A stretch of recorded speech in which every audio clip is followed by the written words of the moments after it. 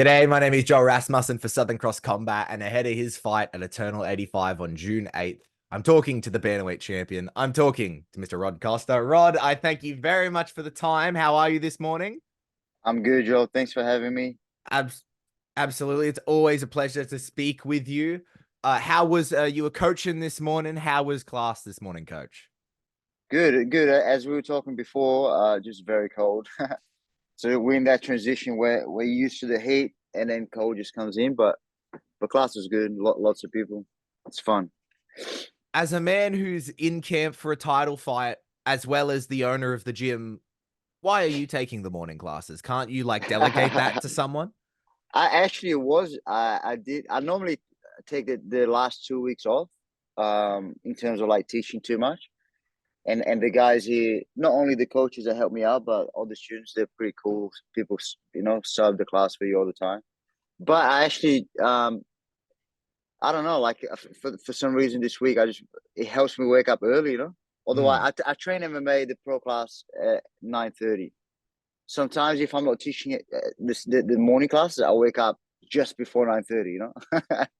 So I like it sucks when I have to wake up, but then I have a little bit of time, and it doesn't feel rushed to go to training. So I kind of on purpose wanted to wake up a little bit early today.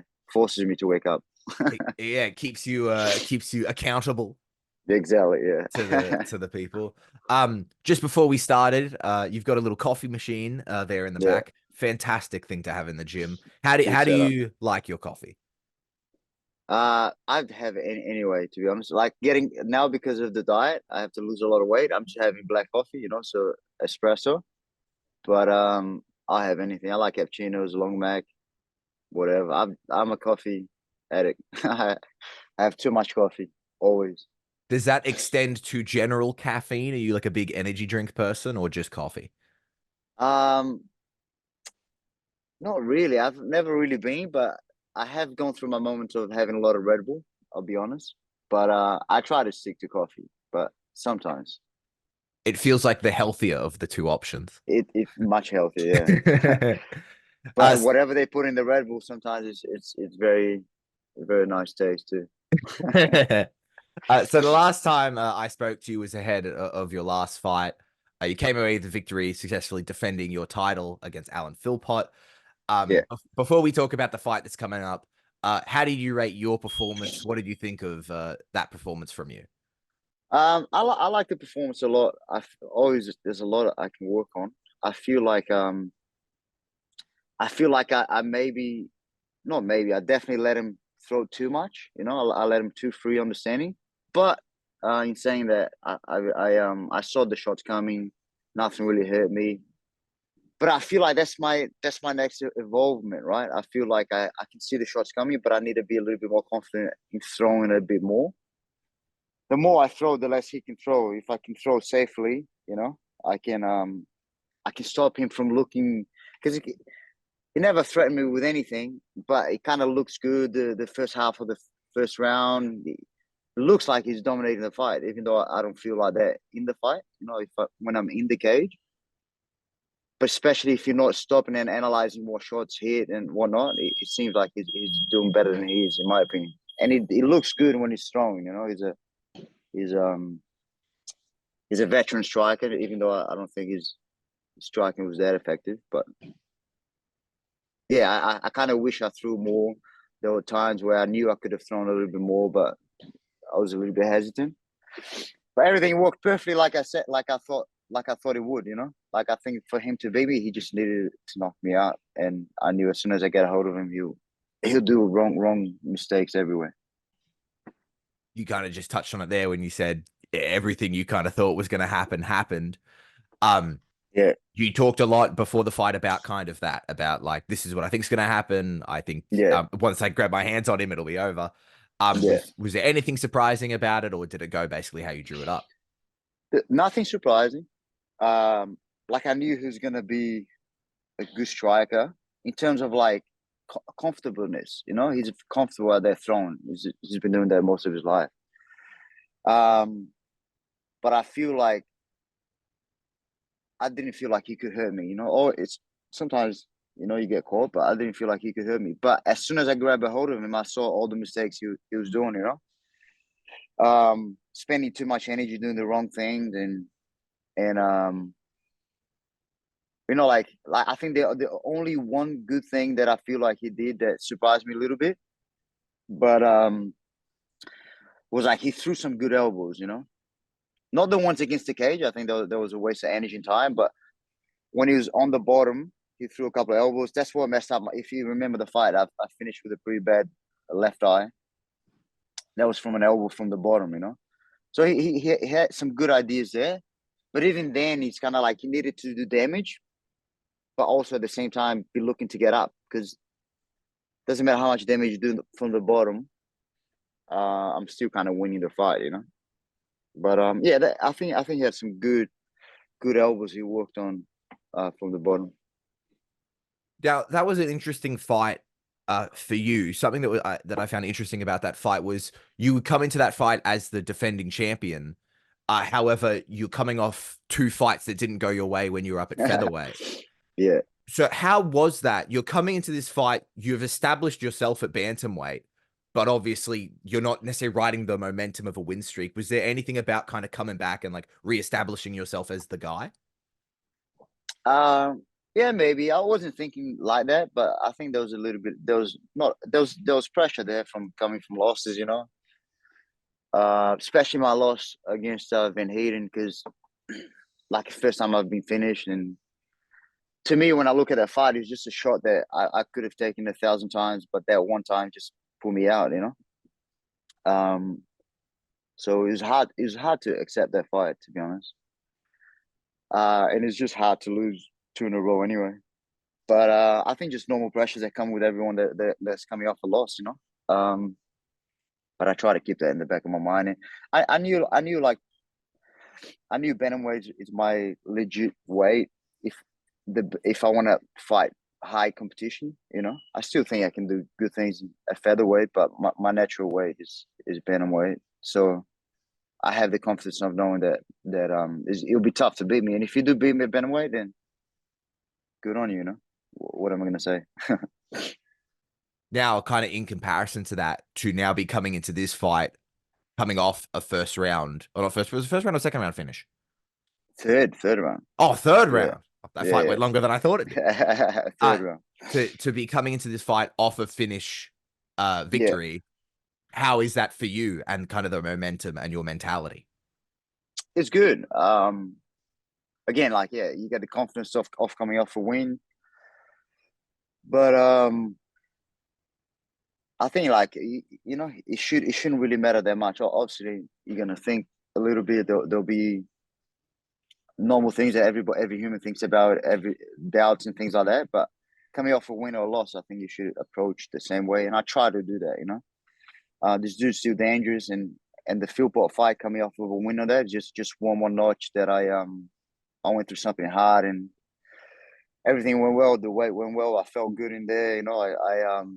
My striking felt good, even though it might not have looked as good, but I felt comfortable in there. So um, I feel this dude's a striker and I'm gonna fight next. So I think I take confidence from that. Yeah. Talking about this upcoming fight, you were fighting Kuya Ito in for your title, your bantamweight title. Do you know much about him? No, I didn't know much about him, but it was hard to find footage even. But I found some footage from the last show because everything is in Japanese, when they post stuff. So it was hard to find. But I ended up finding like three or four fights that he's done, and yeah, I like his style to be honest. As someone who has only seen kind of a little bit from him, I haven't seen much either. Yeah, What do you make of him and how he fights? I think he's a striker that I think he's an MMA guy, right? But I think he will be more comfortable striking from the fights that I've seen. But he's not scared of going down, and he does good things on the floor as well. And I think he throws a lot with power, right? His intent is to hurt people. Like most of the fights I've seen from him, he throws everything with a lot of power, but not reckless. I feel he's pretty well balanced on his feet. Um, So yeah, a big challenge, I feel. Talking about that big challenge, I've spoken to some other fighters who have had fighting international opponents, and they've spoken about like fighting internationals is like big risk, very low reward because the people in the scene don't really Yeah. know your opponent. Yeah. Do you feel that? Do you feel that maybe people are discrediting this fight? Um, I don't know. Maybe, I don't know. But I think I'm happy with the like that. I think this is the first international guy I fight, right? I fought Philpott is Irish, but he's like which he's got a lot of experience in Europe fighting over there. So I guess that could be seen as the first one, but he's kind of Australian now or whatever, living in Australia. He's known in the local scene, so I feel good fighting someone that's from. I've wanted this for a while, fighting someone that's from the international scene or he's a champion from another division. He's a champion from a division there in Japan. Um, I think there's other nerds that come with fighting the a little bit of unknown, right? In Australia, even though if I didn't know Phil Plott personally, but I knew about him, you kind of know the scene. Um, so yeah, maybe people underestimate him, but I'm happy with the level of him because I feel like he's got a good record. I feel he's got good wins. Um, I don't feel like there's a lot of times international guys come over and they're like either past their prime or just like bad record. Not that the bad record means anything. I don't have the best record, but but you know what I mean. Like sometimes you just get people brought in to lose. I don't feel like he's brought in to lose. I think it could be a real challenge. So I'm happy about that. Is that international market something you're looking at maybe breaking out into? Yeah, yeah, for sure. Um, hopefully the plan is if I beat him, I can go out there and do some stuff as well. That would be ideal. You never know. Like every time I try to make any plan, shit happens and the plan never comes to what it is. But there's always options. And that would be a nice option. I'd love to go fight in Japan one day. That would be awesome. I have back on one of my best mates. He's fought in Japan a few times. Always had a good time. He's got some connections in Japan that he knows some people that he's trained with. I've trained with Hatsuhioki a couple of times as well. Like he's from Japan, so I'd love to do a couple of fights in Japan. To be honest. Is so Japan's kind of the target. I know there's kind of a bigger market. There's a lot of places you can go once you start looking out of Australia. Is Japan the place? Nah, whatever. Japan. I feel like I'll be looking at Japan just because if I do win this fight here, then it's a logical next step. I feel or maybe not next. I think next, like if I win this fight, I want to fight in August in Perth anyway, because you're doing the UFC card. UFC will be in town, and I'm sure I'll know some people fighting, so it'd be cool to fight the day before. And then after that, maybe a Japan trip late in the year. That'll be cool. Just spitballing here, who knows what's gonna happen, but that would be nice. Of course. You talked about, not a lot of footage of the man that it's easy to find. Are you someone who, when you're prepping for a guy, you prep specifically for them? Do you focus on your own game plan? How does not having heaps of footage kind of affect the preparation? Not much really. I think it's just more for peace of mind. Like I think it's cool to just be familiar with like, all right, this guy moves that way, he does that. Like I saw him fight, and I'm like, okay, he throws a lot of power, but nothing really changes in my preparation because he throws a lot of power. Or there's like I always prepare the same way. I'm trying to hit and not get hit, even though sometimes I'm not very good at that. But um, it doesn't really change anything. I think yeah, just mentally peace of mind and I don't like to dwell too much on it, but it's good to have a look and not go to complete unknown. But I don't think changing it. I feel like I'm a grappler. I've done so like there's a certain way I'll fight certain people anyway. If there's another grappler, maybe I'll try to stand up a little bit more. But most of the guys I fight are not real grapplers. Apart from Ethan, who he brought the grappling to me. Everyone else is basically just a striker. So it's kind of like the same game plan, pretty much. You've Depending on how dangerous the person is, I might be a bit more encouraged to to take their fight to the ground a little bit sooner. You know, like if I fight someone with the caliber of Wes is striking, for example, I'm not fight, he's my mate. I'm not fighting, but if you're someone that good, maybe I'll be a little bit more scared of exchanging. But yeah. Now, talking about as you like you said, you could maybe look at getting on that Eternal card just before Perth in August, and then we'll go over to Japan. You are if the Tapology rankings mean anything to anyone, you are the number one bantamweight in the region. And then a win here over an international could be good, and then fighting and then winning on that card before UFC could also be good. You mentioned that your record isn't the prettiest. Do those things factor in? Like, what are the goals for you at this point in your career as a fighter? Um, I don't know. I think that's a question everyone at my age, I'm 35, starts getting, which is fine. But I don't know, man. I think there was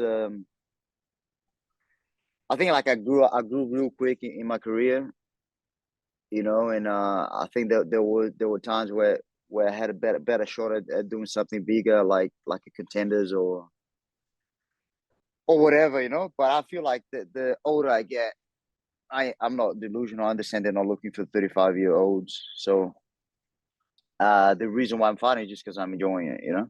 Um, and I want to try and go as far as I feel I can until I don't want to do this anymore. So whatever that is. I feel like more realistically speaking, is an international show in Japan or anywhere in Asia that's very doable. Before I'm done. Maybe a PFL or something like that.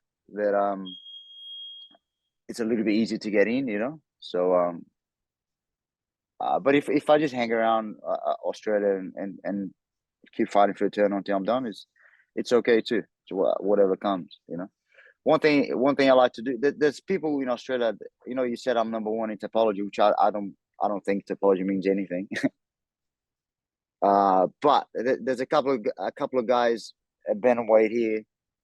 That would be a cool fight. We have Cody Heerden, who's exclusive for Hex, and I'm exclusive for Eternal, so that makes it hard. But that's a fight there. There's an Aaron Toll who's a little while back called not called me out, but talked about me, Cody, and all these other guys saying he should be fighting us. But then when I said I'll fight him, he says he's only fight on XFC as well, which is fair. But I think if somehow we can kind of manage to get um all of us fighting each other, will be a good show. I feel like, for example, if I beat this guy here now, uh August in Perth, it would be a good opportunity for me to fight either Cody or Aaron Toll, because I understand they're exclusive with Hex and XFC, but I think everything can be talked, and I think the biggest show we can get in this year is in front of the UFC, regardless of who the promotion is. So um, I think there's a big fight in front of the right people that you want to be fighting in front of. That might bring one of them out for an August card. That's how I feel. Those were the two people I wanted to ask you about next. Yeah, I yeah. was going to ask about Aaron Toe, but I just want to talk about Cody Haddon. Have you been told that he's exclusively to Hex? Not actually. Yeah, I haven't, but I imagine because he's the champion there, they would be exclusive. But I actually haven't been told. Yeah, so I don't know. I was going to say Um, but that's just me imagining. Yeah, we just saw Harry Webb come over from Hex, and he's now signed to Eternal. So yeah. I'm not privy to the Hex contracts, but maybe they aren't exclusive. But But he's not. Is he the champ there? Harry, was he the champion? Harry Webb was the lightweight champion in Hex, Oh, so he beat Abdallah for the vacant was lightweight that for belt. the title? Oh wow. Yes, that Yeah, was I for didn't know that. yes. Yeah. No, but I think it's exclusive because now I feel like um oh yeah, maybe it is on Hex side, right? Because now he's signing exclusive with Eternal. Yeah, I get it. Yeah, who knows? So maybe that Cody Haddon's a bit more doable than anything. I think Aaron and Cody's is pretty doable. If it's just a matter of like they're not moving to Eternal, it's just an opportunity to fight in front of the UFC. But that's a good point. Well, that's I wanted to ask then about Aaron because yes, I saw he put out a statement and then you Yeah, responded and basically said, I'll fight you. Uh, yeah. there's been no further kind of conversations with that. Uh, I think don't quote me on this. I'm not 100% sure, but I think maybe Eternal reach out to him and I feel like he's only ready to fight at XFC. I heard that he had most of his fights as an XFC fighter, and he wants to stay with them until he goes to UFC or whatever. Or maybe he already has a shot at contenders or whatever. I don't know. I don't know what's happening, but I feel I feel like I feel like Eternal is just a bigger promotion, more eyes for someone that's trying to get to UFC. But I understand the loyalty behind what he's trying to do, and I don't feel like any of them are running. I think they're two good fighters, but I feel like it would be silly not to take a fight against me in front of the UFC. You said there, that you're giving them their compliments, giving them their due flowers. And you also said you don't really care for the Tapology rankings, which is completely fair. Uh, Yeah. but do you feel you are the number one bantamweight in the region? Um. Uh. I don't know, man. I think we got to get in the ring and figure it out. I don't know. I feel I can beat any of them for sure. I feel I can beat both Cody and Aaron. I feel Cody is a bit more experienced and might be better than Toe a little bit. Um, but who knows, man? It's just I'm gonna say yes because I'm me. But who knows? We got to get in the ring and figure it out. I think they're both good fighters, and whoever performs better, I think, comes out with the win. I'm willing to test it out. So the last time I spoke to you, I asked you kind of what your goals for 2024 were, and you laid out some stuff. And one of the things you laid out was you would like another crack at the featherweight title. Uh, that title's now vacant, and there is a tournament for it that has had some pullouts, and Yeah, there's a little bit of hecticness with it. yeah. When you saw that it became vacant, or when you heard that they were doing a tournament, did any part of you go like, "Ooh, I could be in that"? I thought about it. I thought about messaging Ben or Cam, but I feel having focus now is good. I want to have focus in Bantamweight for a little bit. Um, but yeah, I don't know if I would want to go to. I'd rather have a rematch with Heerden than have the featherweight title. To be honest. Um, yeah, I'd rather have the rematch with Heerden than a shot at the title again. I feel like I'm set as a bantamweight champ. I'm happy with that, and anyone that wants to come to bantamweight, I'll fight. And not saying I won't do featherweight again, but it has to be the right opportunity for the right reasons and whatever. But yeah, Do you feel there's something never say never. do you feel there's something unproven for yourself at featherweight? Um, no, not really, man. It's just like I honestly, this is what I feel, right? I feel like if I'm fighting a featherweight in the UFC, let's put me in the UFC division of featherweight division of the UFC. I think there's guys that can beat, right? I think there's guys that won't be too big for me, but I feel like most of them are too big, and it would be hard for me to compete against someone that is at the same skill level as me or even better, probably even better because they're the UFC, right? And on top of that, they're stronger and bigger than me. So because of that, I feel like um, what's the point of me just picking smaller featherweights? Which I've never done. I think Van Heerden's what bigger than me anyway, and I don't think that's why I lost. I don't think weight always comes into it, but you know what I mean. Like I definitely can't compete against middleweights. That's a fact. So or welterweights. I train with Jack Dell all the time, and on top of him being just way better than me, the weight makes a difference. It's not the only difference, but it makes a difference. Um, so I feel like if I can't say I'll fight every featherweight, I'd rather just stick to my weight. Does that make sense? I'd rather just stick to the way that I feel like I can compete against anyone. Anyone that can make 61.7 kilos, I'll fight. And if even if they're bigger, smaller, whatever. But I feel like that's my natural weight, you know. When you So were, yeah. sorry, I don't mean to interrupt. No, just man. So I wanna yeah, I wanna compete within my weight class. Because I feel like I can beat any featherweight in Australia as well. But I just feel like at the higher levels, which is what I want to get to, I want to see how better I can be in general, right? How good can I be before I stop fighting? And I feel uh, I'm gonna be the best I can be at bantamweight. So then I want to concentrate at bantamweight. You know, I still feel I can beat any featherweight in Australia, as some of them can beat me, like they proved me. You know, if I fought Ethan again, I feel like I have a good chance of victory, and I feel if I fight Heerden again, I'm definitely beating him. You know, I think Ethan is uh, a better fighter, but yeah, it's just a matter of like of that. You know, I want to stick to something I believe I can be the best at. I know you said, who knows what happens, whatever opportunities come your way, you'll make the right choice whenever it comes to you. Yeah, But in the hypothetical, if you don't fight at featherweight again for the rest of your career, is that something you're fine with?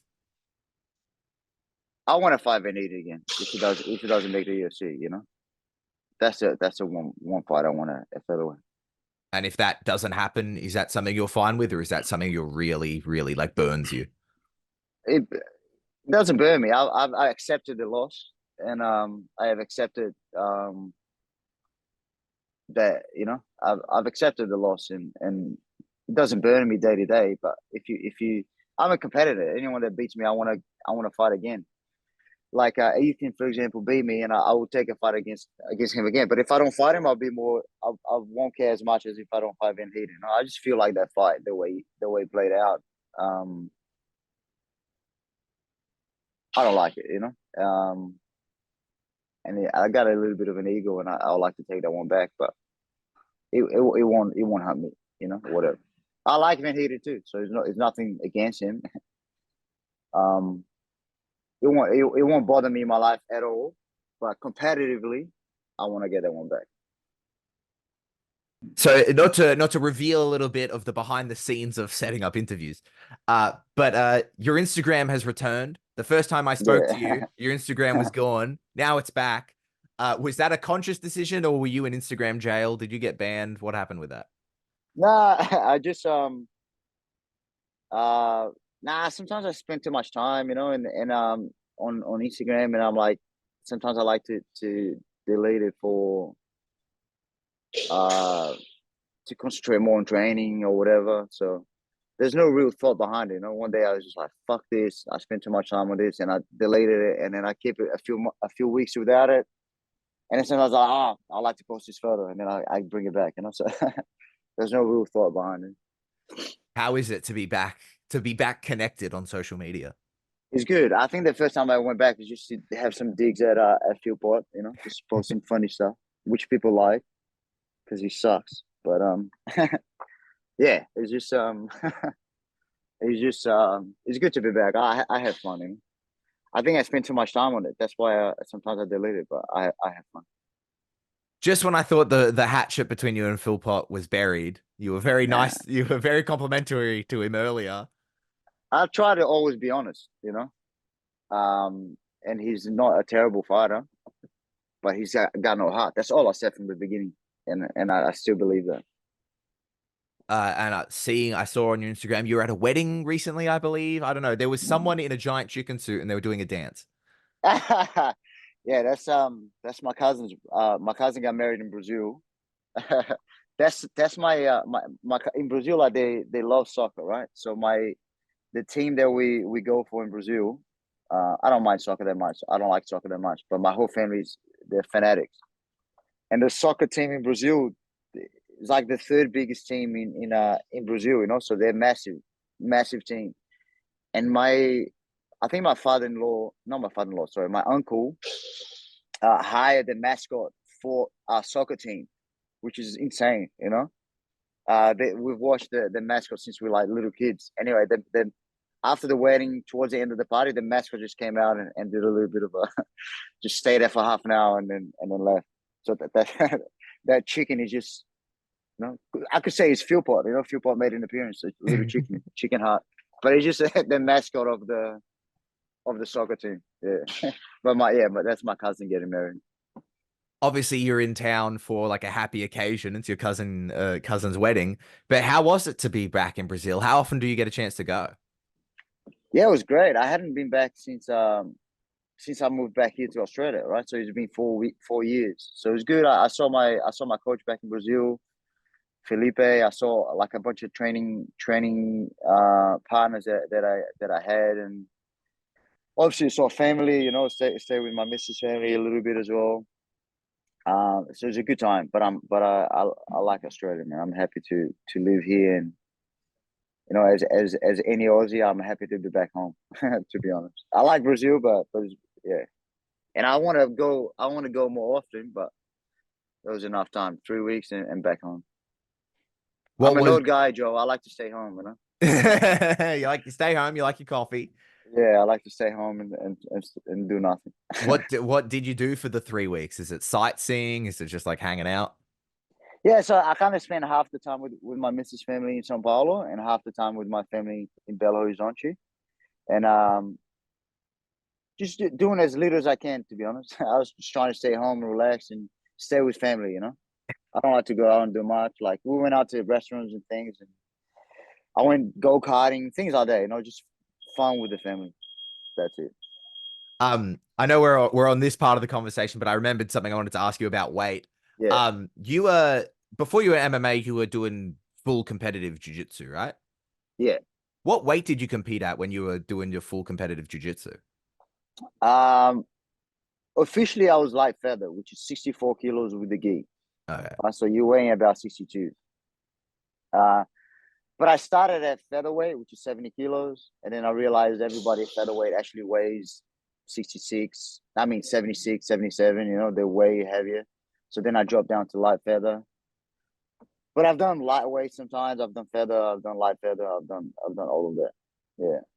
And But then but officially, when I went to Worlds and things like that, I got some medals at featherweight at Worlds, and I got most of my medals at light featherweight, 64.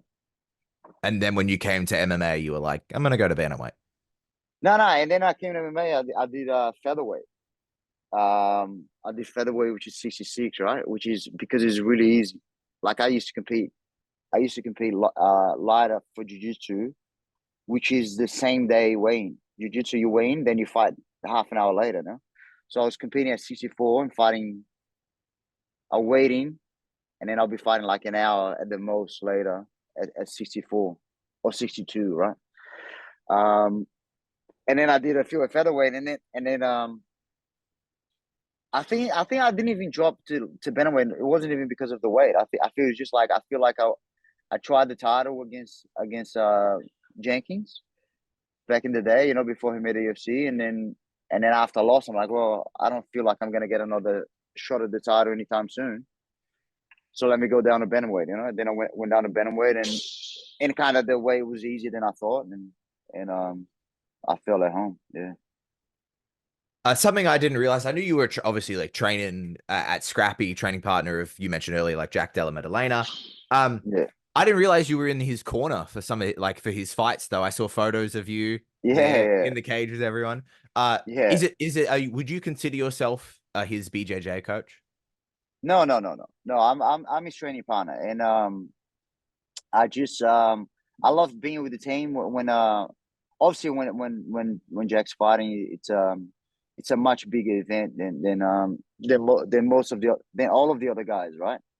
Like when he's fighting, he's like, especially nowadays, it's like a big UFC event, and there's media around and stuff, and it just feels like a big event, and I like just being around it, right? In the So I've traveled with him about three times to the US, and I'm not even an official corner. You know, I step in when Josh or his brother Josh is normally in the corner, but he hasn't been able to go to all of the US events, and I just step in sometimes. I'm a training partner. I help him with some things I feel, and he helps me with a lot of things as well. So training partners.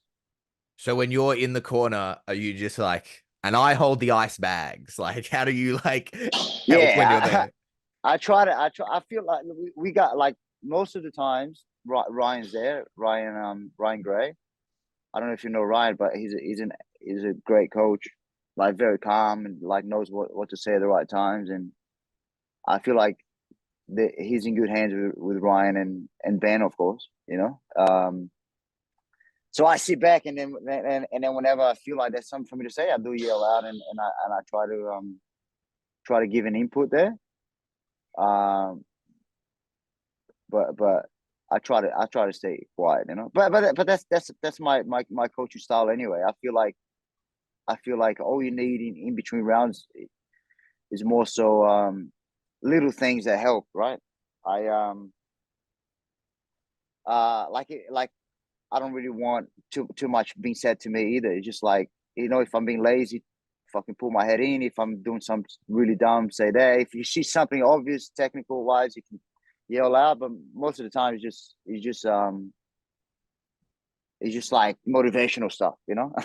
So I stay quiet and I yell out things when I see it. But it's awesome to be a part of it, you know, especially the last one against Gilbert. It's so cool to be around.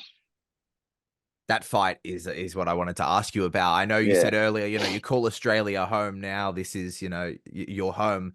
But yeah. as someone who A is Brazilian and B such like a good grappler like yourself, when you're standing across the cage, outside the cage, but still across from like Gilbert Burns, is there any part of you that's like, oh my God, that's Gilbert Burns? Oh, for sure. Yeah, like all the time.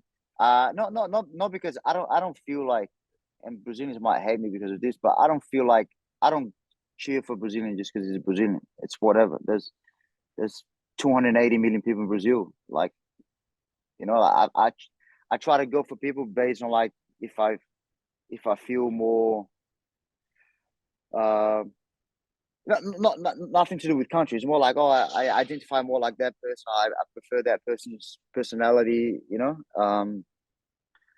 So I love Gilbert Burns just because of how he is, and because of jiu-jitsu. Obviously, he's like a very very high level grappler, world champion in the UFC, which is rare. So I love that, and I think he's just such a exciting jiu-jitsu guy. He goes forward.